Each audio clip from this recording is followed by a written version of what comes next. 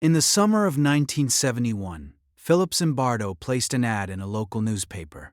Male college students needed for psychological study of prison life. $15 per day for 1 to 2 weeks. 75 people responded. 24 were selected. All psychologically healthy. All screened for stability and normalcy. A coin was flipped. 12 became prisoners. 12 became guards. Zimbardo planned to run the experiment for 2 weeks. He stopped it after 6 days, not because the results were inconclusive, because what happened in that basement was no longer an experiment. It had become something else entirely. Philip Zimbardo was not a fringe figure. He was a professor at Stanford University, one of the most prestigious institutions in the world. He wasn't trying to create a horror story. He was trying to answer a question that societies had been avoiding for centuries. When a person commits an atrocity, is it because of who they are, or because of where they are? This is called the person versus situation debate. We want to believe it's always about the person, the bad apple, the monster, the exception. Because if it's about the situation, then there are no exceptions. Then anyone in the right circumstances can become capable of anything. Zimbardo believed the situation was everything. He built a prison to prove it. The basement of the Stanford Psychology building was converted. Cells were built. Bars were installed. A small, dark, solitary confinement closet was created. They called it the hole. Guards were given uniforms, khaki shirts and pants, mirrored sunglasses so prisoners couldn't see their eyes, wooden batons they were told not to use, but were given anyway. Prisoners were given smocks with numbers on them. No names, only numbers. Their ankles were chained. Even while sleeping, they were addressed only by their number, never by their name. Zimbardo himself took on the role of prison superintendent. He didn't just observe the experiment, he became part of it. This detail, that Zimbardo lost his own objectivity, would later become as important as the results themselves. On the first day, real Palo Alto police officers arrived at the homes of the student prisoners, unannounced, arrested them, handcuffed them, read them their rights, drove them to actual police stations, booked them, blindfolded them, brought them to the Stanford basement, and the experiment began. Day 1 was unremarkable. Students played their roles the way you'd expect intelligent people to play roles, self-consciously, with awareness that it was artificial. Guards were awkward. Prisoners were compliant but relaxed. It felt like theater. Everyone knew it was theater. Zimbardo noted with mild disappointment that nothing interesting was happening. Then came day 2. On the morning of day 2, the prisoners rebelled. They barricaded themselves in their cells, tore off their prisoner numbers, screamed obscenities at the guards. The guards, who had gone home the night before as college students, arrived that morning and faced a choice. No one told them what to do. Zimbardo's instructions had been deliberately vague. Maintain order. Keep the prisoners in line. The guards looked at each other, and then they began. They used fire extinguishers to blast the prisoners with cold CO2, forced their way into the cells, stripped the prisoners naked, removed their beds, put the ringleaders in solitary confinement, and then, in a move of psychological sophistication that no one had anticipated, they created a privilege cell. 3 prisoners who had been least involved in the rebellion were given their beds back, their clothes back, special food, while the others watched. Within hours, the prisoners stopped trusting each other. The guards had turned the prison population against itself. These were college students. They had been guards for less than 36 hours. By day 3, something had fundamentally changed. The guards were no longer playing a role.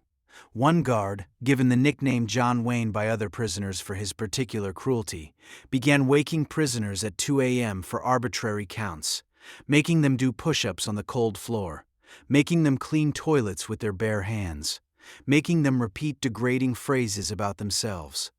When researchers later asked him why he had done these things, he said he wasn't sure. "I was just doing what guards do," he said. "I didn't think of them as people anymore. They were prisoners. It was my job." Another guard said he had surprised himself, that he had gone home each night and thought about what he had done that day, not with guilt, with satisfaction. He had enjoyed it. He was a college student from California who had never been in trouble in his life. And within 72 hours, he was enjoying the suffering of other human beings who he had been randomly assigned to control. The prisoners broke faster than anyone predicted. Within 36 hours, prisoner 8612 began to experience acute emotional disturbance, uncontrollable crying, rage, disorganized thinking. Zimbardo, now deep in his role as superintendent, initially assumed the prisoner was faking it to get out.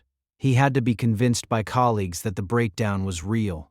The prisoner was released, but his departure sent a message to the remaining prisoners. There is no exit. This is real.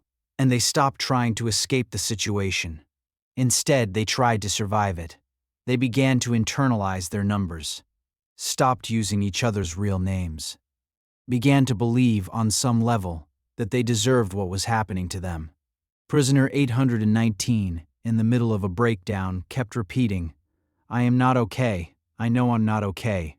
But I can't leave because I'm a bad prisoner." Not a bad person playing a prisoner. A bad prisoner. On day 5, Zimbardo's girlfriend Christina Maslach came to observe the experiment. She was a psychology researcher herself.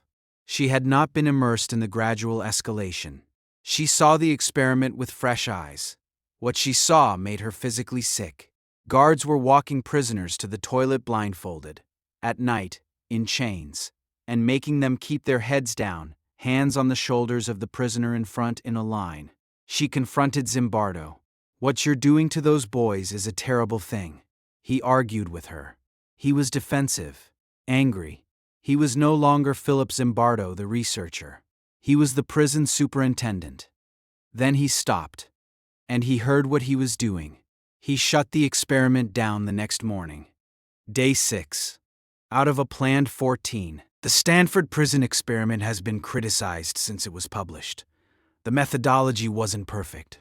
Some participants later said they were partially performing. Zimbardo himself acknowledged he had lost objectivity. But here is what remained undeniable, and what no amount of academic criticism could erase. In less than a week, without any prior training, instruction, or incentive, normal, psychologically healthy young men had organized a system of psychological torture, not because they were evil, because the system gave them permission. Because the uniform told them who they were, because the role told them what to do, because no one in the situation told them to stop, until someone from outside the situation walked in. Zimbardo called this the Lucifer effect, the idea that evil is not a property of people, it is a property of systems. Good people, in bad systems, do bad things. And the most frightening part, they don't feel like bad people while they're doing it. They feel like they're doing their job. In 2004, 33 years after Stanford, photographs emerged from Abu Ghraib prison in Iraq. American soldiers, ordinary men and women, not trained torturers, not pathological sadists, photographed themselves smiling next to prisoners they had humiliated and abused. The immediate response from government officials: a few bad apples. Philip Zimbardo, now in his 70s, testified at the trial of one of the soldiers. He argued it wasn't bad apples. It was a bad barrel. The same uniform. The same dehumanizing language. The same absence of oversight. The same gradual escalation. The same situation, producing the same results. 33 years later, in a real prison, with real consequences. The experiment hadn't predicted Abu Ghraib, it had explained it, and it explains every institutional atrocity in the history of organized human society.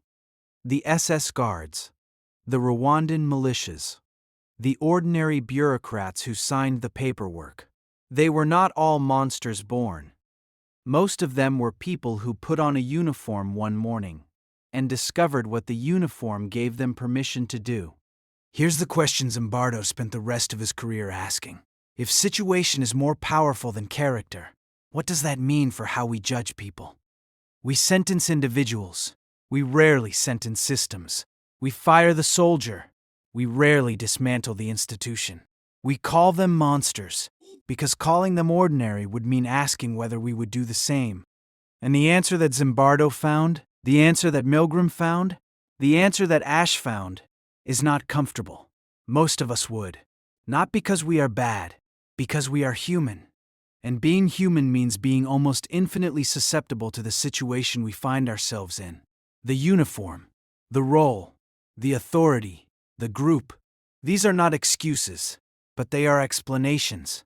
And understanding them is the only way to build systems that don't turn ordinary people into instruments of cruelty. Think about the roles you play right now: employee, manager, parent, customer, citizen.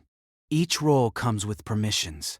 Things that feel acceptable inside the role that would feel unacceptable outside it. The way you speak to someone with less power than you. The things you sign off on because your job requires it. The discomfort you suppress because the situation demands it. You are not a guard in a basement, but you are always in a situation, and the situation is always shaping you. Invisibly, continuously, without your consent. The Zimbardo question is not, would you become a monster? The Zimbardo question is not, would you become a monster? The Zimbardo question is, are you already in a system that is slowly making you into someone you wouldn't recognize if you saw yourself from outside? Christina Maslach walked in from outside, and she saw it immediately. The question is, who is your Christina Maslach? Before we go, you've just walked out of a prison. Metaphorically, you've thought about authority, conformity, identity, big questions, heavy ideas. Now here's something strange. Go to the nearest room in your home, walk through the door, and try to remember why you went in there. You can't, can you? This is not a joke. This is not a senior moment. This is one of the most reliably documented phenomena in cognitive neuroscience. The simple act of walking through a doorway causes your brain to perform a memory wipe, not a metaphorical one, a literal, measurable neurological reset. It's called the doorstep effect, or in academic literature, event segmentation theory, and it reveals something about your brain that is almost more unsettling than anything we've discussed today, because it means your mind is not a continuous recording of your experience. It is a series of chapters. Each room is a new chapter, and when you cross the threshold, the previous chapter closes. Why does this happen? What does it mean for memory, identity, and how we experience time? And why do architects, therapists, and military psychologists all pay very close attention to this effect? That is next.